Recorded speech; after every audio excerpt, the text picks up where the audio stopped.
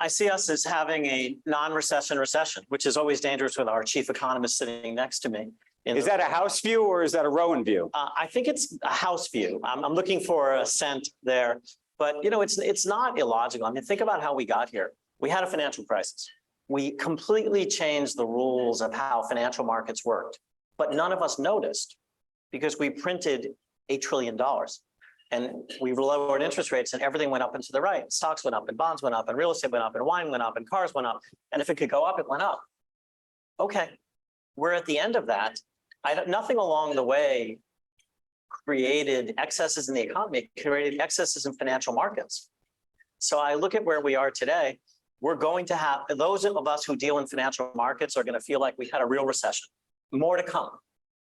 Those in financial markets, you're going to feel a recession. And that's what I mean by a non-recession recession. I just don't see any sign in the underlying economy of the kind of demand destruction that is going to put unemployment, back to levels we would really think about as recessionary. I mean, we were at 3.4% unemployment and people are talking about, oh my God, 4.5. That used to be full employment like a year ago. And I think that's exactly where we are. I just see no sign of the kind of demand destruction. Are you surprised, though, just how strong demand has been, how strong the consumer has been, and strong employment has been? And if you think you need to get inflation under control, and I don't know if you do, what kind of destruction has to happen to get there? I just don't think we know yet. So I think the roll through of very high rates, 500 basis points move over a really short period of time is going to take time. It's going to take somewhere between 12 and 24 months to roll through the economy. It will eventually reduce inflation. Inflation seems to be rolling over in many instances anyway. But I just don't think we know at this point.